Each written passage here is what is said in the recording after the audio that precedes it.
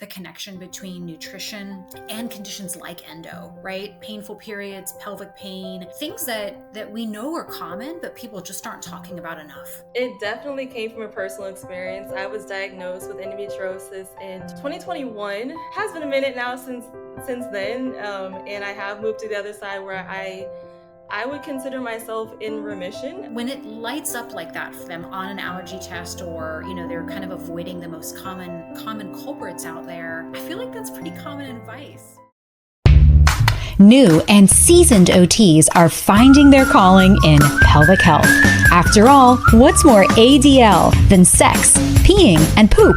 But here's the question: what does it take to become a successful, fulfilled, and thriving OT in pelvic health? How do you go from beginner to seasoned and everything in between? Those are the questions, and this podcast will give you the answers. We are inspired OTs. We are out of the box OTs. We are pelvic health OTs. I'm your host, Lindsay Vestal, and welcome to the OTs in Pelvic Health podcast.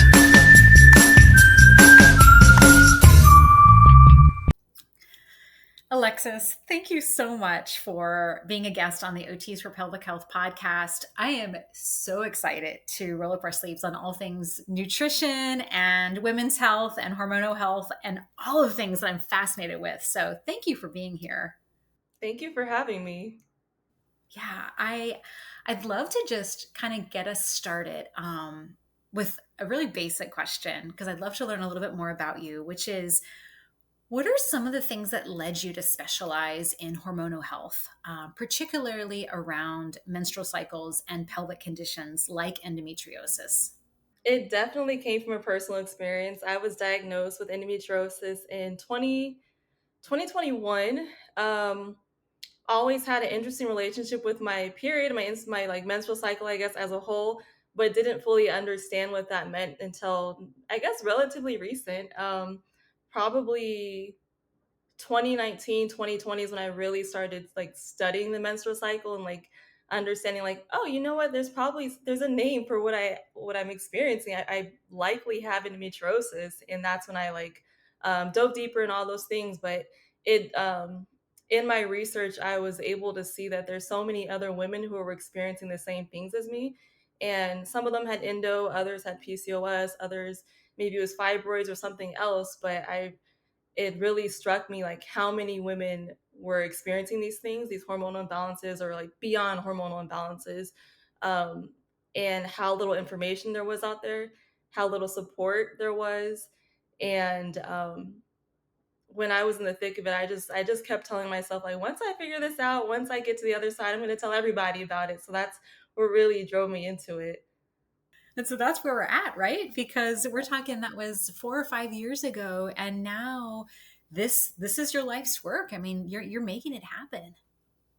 I am, and it's really exciting to think of that because you're right. It has been a minute now since then, and I have moved to the other side where I would consider myself in remission. Like I don't experience any of the symptoms that I was dealing with before, and I had a really long list. I actually had a doctor who said, just because you have a laundry list of symptoms doesn't mean you have endometriosis. So I had a laundry list of symptoms, but I don't have them anymore. But I'm really happy to be able to serve women who are in the place that I used to be in, or a similar place. Oh yeah. Oh yeah. I couldn't agree with you more. And I think that's incredible. Alexis, how would you describe the connection between nutrition and conditions like endo, right? Painful periods, pelvic pain, things that we know are common, but people just aren't talking about enough. Mm. Yeah, I feel like a lot of people don't even know there is a connection. A lot of people see these things as fully different entities, that there's like my hormones, or maybe they're not even like fully clear on what that means. There's the food that I eat, and then I have this pain, but they're not necessarily putting these connections together. But the reality is that nutrition is powerful for like all things. It is the raw material of what our body uses to for our immune system, for our hormone production, for enzyme production, for brain health, gut health, like all the things. So there's no way that it wouldn't also connect these pieces too. So we can, because nutrition plays a role in that, it could actually work both ways. So depending on what we're eating, what we're choosing, it could create more pain or more hormonal imbalance, or it could do the opposite. It can begin to help to balance things. It can help to improve our gut health, our immune system, reduce inflammation, which that's usually the underlying piece when it comes to pelvic pain or chronic pain in general.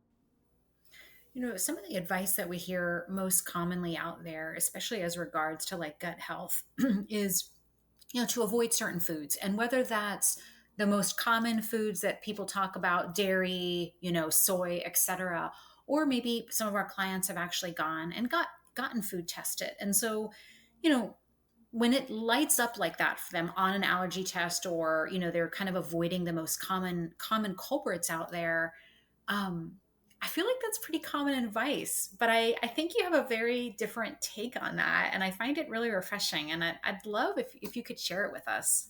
Sure. Yeah, so I feel like food sensitivity tests, they can be a helpful tool to kind of give us an idea of what's going on. But I think what they often miss is the underlying reason of why it's lighting up. So um, say all of a sudden we take a test and it shows that like maybe eggs are there and tomatoes and strawberries or something like that, and the advice would be like, okay, well, those things are irritating your gut, those things are, you're sensitive to them, so remove them. So yes, that's true, that could help in the short term, but it's not actually addressing the problem. You didn't just all of a sudden become sensitive to these foods. There's a reason why you did. And usually what's going on is there's something going on with the permeability of your gut, so like your intestinal lining. Maybe there's something wrong where those foods are able to slip through, those foods and also like larger particles are able to go into the bloodstream too early. Um, Food is eventually supposed to get it, or the nutrients, I should say, is eventually supposed to get into your bloodstream, but not when the food isn't fully digested. But when that happens, when it slips through, our immune system activates because that's not normal. That's not supposed to happen. So then it is tagging those specific foods as a problem, as an invader. And then we begin to react to those foods every single time. So if we remove those foods, like, sure, those foods won't be reactive anymore. But if we're not actually addressing what's going on with the gut health, we're going to keep on tagging more foods and we're going to keep on removing more foods. And we're going to end up with a diet of 5 foods. And our gut health is going to be worse off because the less diverse your diet is, the less diverse your gut bacteria is. So it's going to be a problem that just compounds on itself. So I don't recommend just stopping there, we'll say. Maybe we take that test, you see those foods, but also think of like, okay, but what else can I do? Like maybe I'll remove those foods to feel a little bit better. But let me continue on this journey to fully heal from that. What is next? Because I think I was so fascinated when I've heard you talk about this before, because it seems to be what people assume is going to be the thing that solves their problem, right? Oh, I just remove this, and as you said, it's a slippery slope. Now all of a sudden, instead of just 3 foods, we're removing 7, and as you said so eloquently, like our diversity of nutrition really goes down. So, how else should our clients be looking at this? Mm. Yeah, so a lot of times it does mean also like sealing the gut. So if that is true, like what's happening, like the leaky gut or intestinal permeability, sealing the gut. So there are specific things. L-glutamine is one, bone broth, collagen. Those are some things that can help too. I don't know if I mentioned aloe vera. It's another one, zinc carnosine. But basically, that those help. Those are things that help to repair the gut. If there's an imbalance, like with the like gut bacteria, it might mean that we're choosing a certain probiotic to help out with supporting that balance. Um, it might also mean that we are adjusting lifestyle too. So how we live our lives also impact our gut health too. So the outside environment impacts inside environment. So making sure that our sleep hygiene is good, making sure that our eating hygiene is good, which I think this isn't talked about a ton. But it's not always about what we're eating, it's also how we're eating. So are we eating in a rush state? Are we eating while we're driving, while we're running out the door? Are we eating standing up? Do we have a designated space to eat, or do we have like our desk where we're working at and doing something more stressful or active, and then like just kind of like eating next to it? All these things will impact our gut health too, because there's a gut brain axis where um, the brain and the gut are always speaking to each other. And if we're not in a restful state while we're eating, um, we're not even able to digest fully. So those are some things that we can begin to do to support the gut. I love that. That makes so much sense. Even taking a step outside of just this one area of leaky gut and gut permeability, what are some other big nutrition myths that you see people with pelvic pain or other conditions having? I think a lot of times this, I guess this is a similar realm, but not specific to the gut. But a lot of times people think about removing. They think about removing more than adding. So they think that they may see the list, kind of like maybe the list that you mentioned earlier, like it's the dairy, it's the gluten, maybe. Like we're thinking about like what food is it that's causing this thing? Like let me remove it out, instead of thinking about, well, what can I add that is anti-inflammatory? What can I begin to add to make my diet more diverse? Because pretty much, I don't think I've ever met anybody who couldn't use a little bit more diversity to their diet. Everyone, even myself, like we can always use that, and it's something we have to keep in the forefront because it does require intention. Um, but yeah, like what about we add some omega rich foods like fatty fish, or maybe we take it as a supplement, or turmeric or ginger? Those are really well studied things to help to reduce inflammation, to help to relieve pain. Thinking about like antioxidants, like what's a veggie department going like? A lot of times we can use a lot more veggies. Um, so I think that's like the common myth of like remove versus like creating a sense of abundance. That's exactly the word I was thinking when you started talking about that. And just as someone who I've had my own like gut health issues and definitely my clients. And so it's like one of those things where definitely removal and kind of limitations are some more guiding principles. And Mm. I don't know about you, but if I feel limited in anything, it affects my mental health. It affects my ability to really feel like I could fully participate and be engaged. And so I have to say, like, I just love hearing you talk about this, because to think about it as actually it's our call to action to include more foods and to diversify, to really kind of complete our nutritional profile, I feel like is really refreshing and just not talked about enough. So I love that approach. Thank you.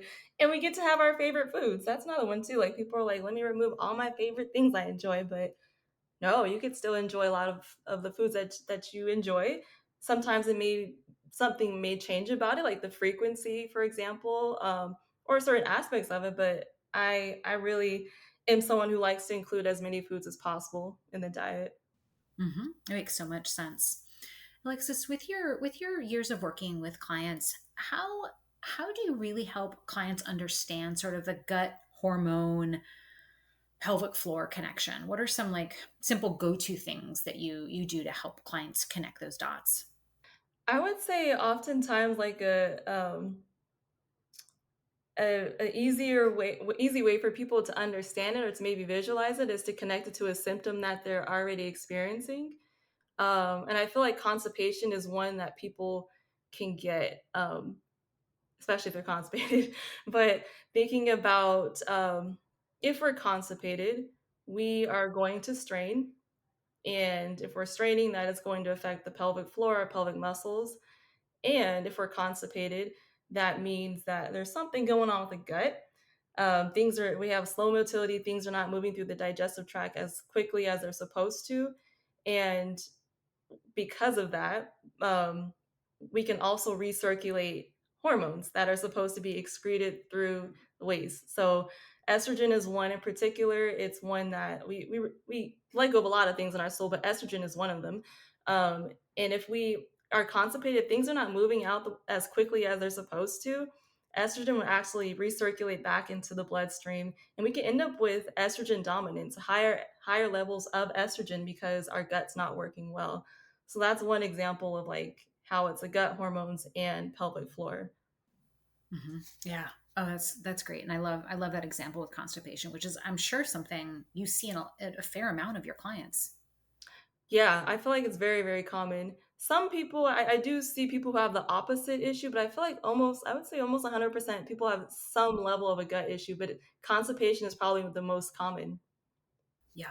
And I find that constipation is one of those things where, at least as a pelvic floor therapist, I don't have a ton of clients seeking out our services for exclusively that. I almost feel like it's like a newer symptoms like urinary incontinence or pelvic pain. And then as you start talking to them, they're like, oh no, I've had constipation for the last 20 years. My mom has it, my sister has it.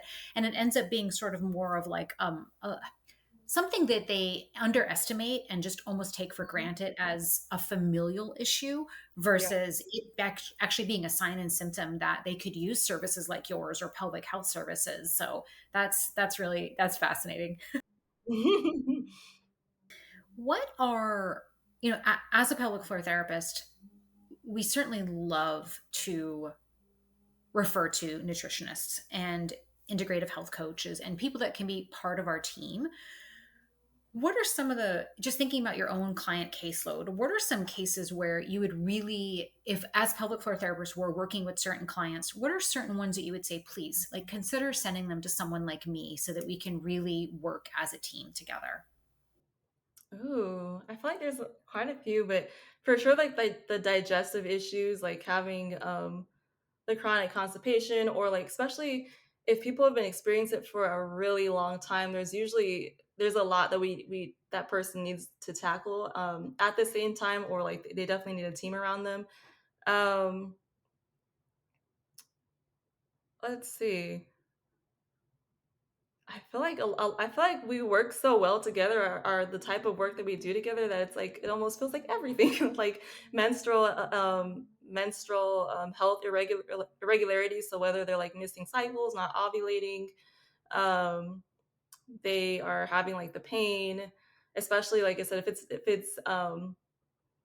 it's been a long standing, I feel like I would say that's even like a bigger indication of bringing more people on board for the team.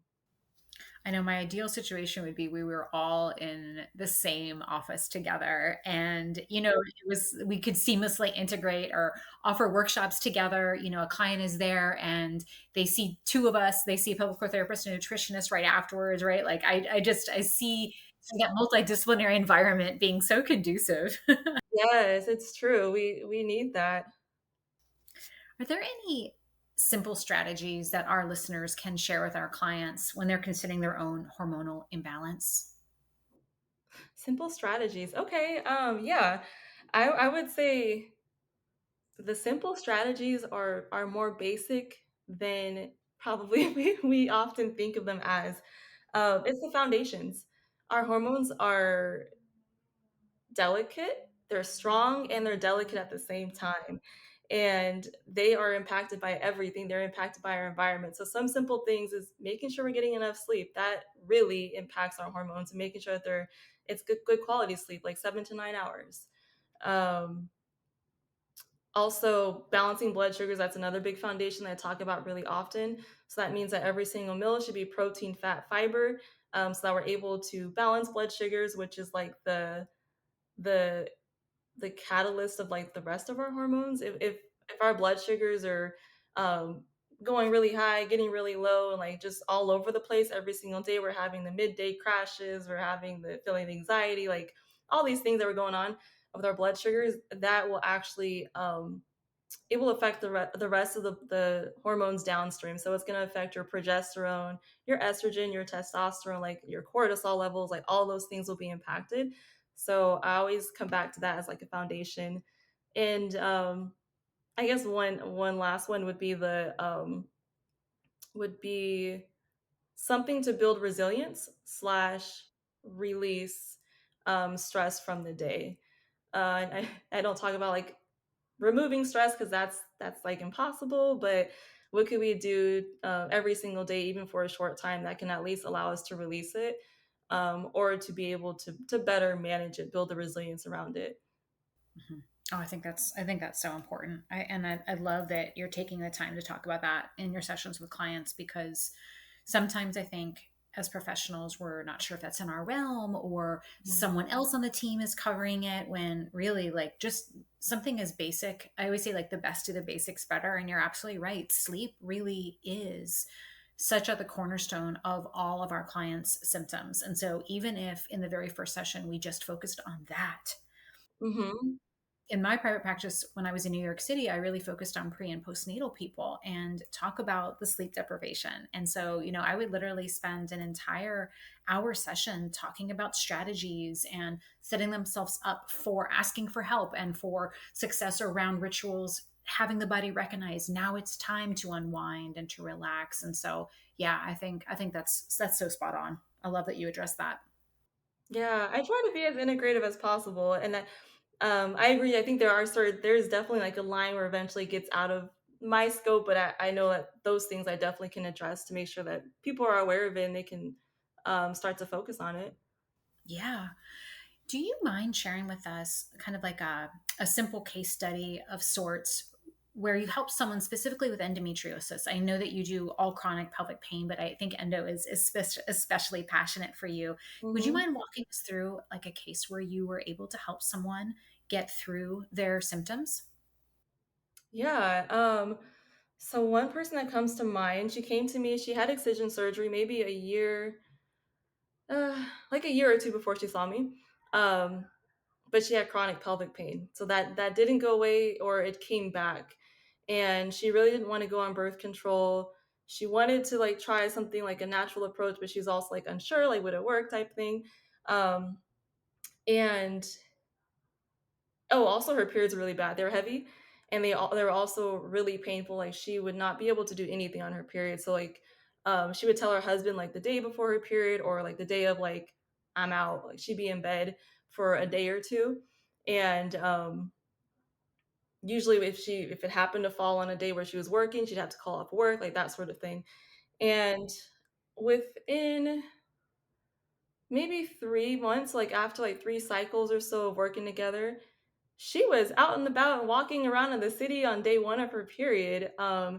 And we did some functional testing.